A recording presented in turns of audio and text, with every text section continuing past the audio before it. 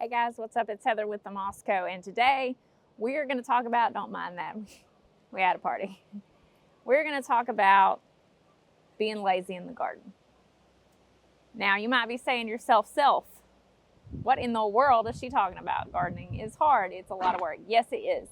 But I am a lazy gardener, and I want to help you take some of the workload out of your garden so that you can really enjoy it and do the things you love. If you're new around here, my name is Heather, and this is the Moscow, where we are learning to garden together and trying things out even when conditions aren't perfect. We live in East Tennessee in the woods and garden in the Zone 7B.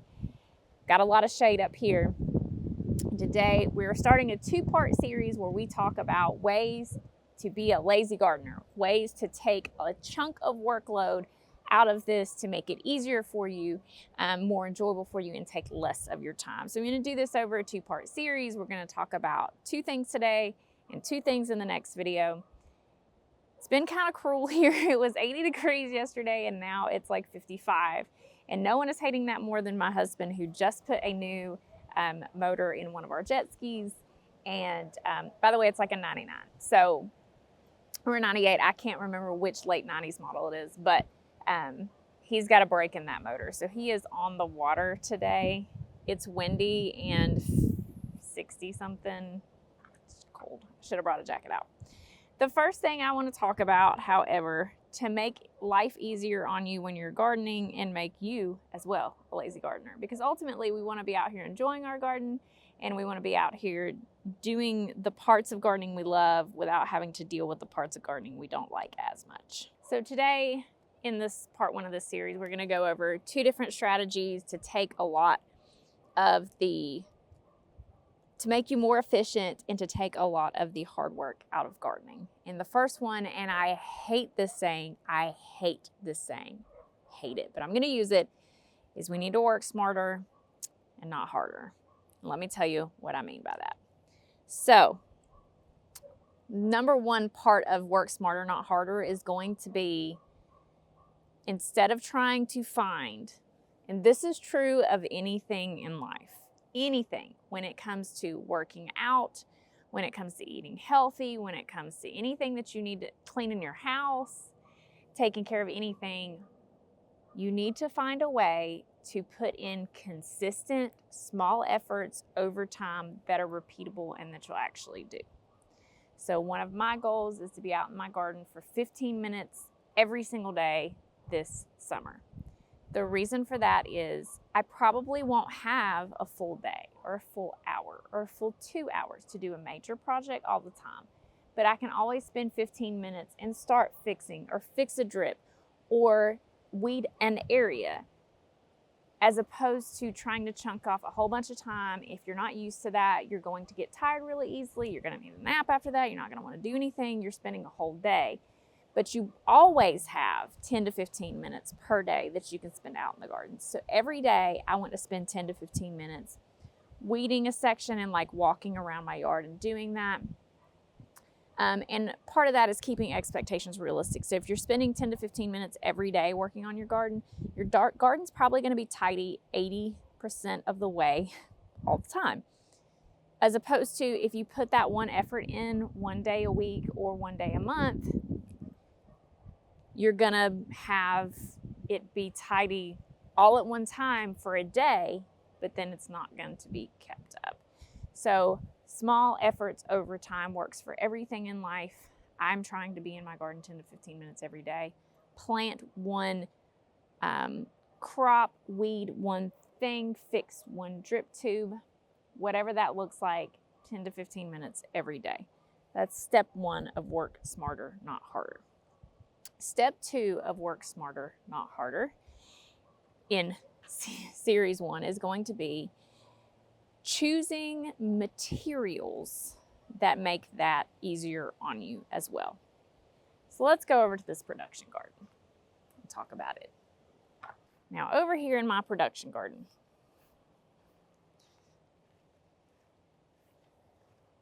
one of the bigger chores, and again, it's like 50% done right now, is keeping up with the weeds in the walkways in the planting areas. So the first couple rows here have been weeded recently. 80% of the weeds are gone and it looks pretty tidy. Now the problem is weeding this is sometimes a big pain in the butt. And that's because I have over the years chosen different materials that I thought would be great, but didn't actually work for my space. So the first year I just came out here before we had the fence up because we had the dogs. I came out here and I had nothing in between the rows. It was just a free-for-all, and I didn't know that I needed to weed it. So the weeds got really overgrown. The weeds took over some of the crops, and we had a lot of productivity, but it looked messy and uninviting, and things weren't staked up like they should be. And it became very difficult. And every day that I was off, I would come out here and try to weed it and weed it and weed it. And I never could get anywhere because the amount of time and energy it took to weed, because I needed to be on my hands and knees pulling the weeds. I didn't have a tool that could pull the weeds for me. I didn't have a way to maintenance it. So it became so much work that I could never keep up with it, even if I spent 10 to 15 minutes a day. And therefore, it just wasn't sustainable. It just wasn't manageable. So the following year, I chose to do straw between my rows. And I love that look. I love the look of the straw. You have the dark areas that you've planted, or the green that you planted, and the yellow fresh straw. And it's very romantic and very beautiful, and I love it. But it was a pain in the butt to maintenance. I had learned from the previous year to stay on top of the weeds, but I didn't have a good way to weed it, and the straw itself was growing more straw. I'm sure that you can buy straw that doesn't have that, but it needed to be cost effective. It was all the walkways of the garden, so that wasn't a good answer either. So again, same thing happened. It became overwhelming to try to weed it all the time. Never could get it all the way done, always looked a mess. So we moved on. The next year I paid a whole lot of money, and I had a bunch of mulch delivered, and I mulched all the walkways, and it looked beautiful and I loved it. Didn't look as good as the straw because the color contrast wasn't as great, but I did like it. And at least then I could use my weed blowtorch, we'll get to that in a little bit, to weed the rows. Made really quick work of it, was great. The problem was I mulched my planting areas with straw, and if that caught with the weed blowtorch, the whole place was going up. So I couldn't use my weed blowtorch. So eventually I've landed on this. Now ideally we would have gravel. We don't, it's expensive, but there's mulch still left in here. I have not remulched it. In between the rows, there's not mulch anymore. And I have it cut off because my SD card was full. Guess you gotta delete something once a lifetime, huh? So this year we have no straw in here. Now I love the look of straw. However, again, it makes it so it's impossible to maintenance. And so no straw. I can either weed blowtorch the walking sections, or I can grab the little tiller and do it that way. Still need to pull the weeds in the actual planting areas by hand. That doesn't take too long as you stay up on it by doing 10 to 15 minutes a day everywhere in the somewhere in the garden. But again, you've got to pick materials that you can maintenance and you can mulch. You can't put in areas that are so difficult to keep maintenance that you're not going to do it. You're going to convince yourself, you're going to say, you know what, I totally will do that, and you won't. And that's the thing. You've got to have a way to keep it looking tidy. I feel like 60% of gardening is just making things look tidy. It's just the truth of the matter. And so you've got to pick strategies. I want you to walk away from this, if you have a task in your garden that is just taking up too much time and you dread it and you hate it, and so you never do it, and then it gets behind and then it becomes a bigger beast and then you can't plan out. I want you to think about, is there something I can change about that area to make it so that I can get enjoyment out of it aesthetically or production-wise, but I can also do it and take the work out. So you need to look at the areas that are causing you the most strife and stress and time, and how do I make that better? Is there a material that I'm using that's causing the problem? Could I swap that out for a different material like mulch that can be weed blowtorched to make life easier? Same with blowtorching around the drip tape. I have a tendency to accidentally snag it. I like to keep those supplies on hand. It's a 5-minute fix. If I burn the drip tape, I just like to keep the supplies on hand to make sure that I can do it. So choosing the right material for the area so that you're not creating too much work for yourself, that's the second way that we are working smarter and not harder. Let's talk about the third way we are working smarter, not harder. And my heart hurts saying the words smarter, not harder so many times in this video. So let's look at this area here. Now this is a lot of gravel. A lot of gravel. And it grows weeds pretty readily. But you'll notice there's not that many weeds in here. And you might be asking yourself, well, why? And the answer to that is something really simple. Having the right tool for the job. Now, this is something that Jason, my husband, is really, really great at. If he sees me out struggling with a tool, struggling with a task, he is immediately on the internet. Is there a tool that I can get to make that easier so that she can do that? And that's what happened with the gravel. For years, I was trying to use my hands to get the weeds out of the gravel, and then we were using spray, but the spray smelled really bad, and we were worried about the dogs and kids getting into it.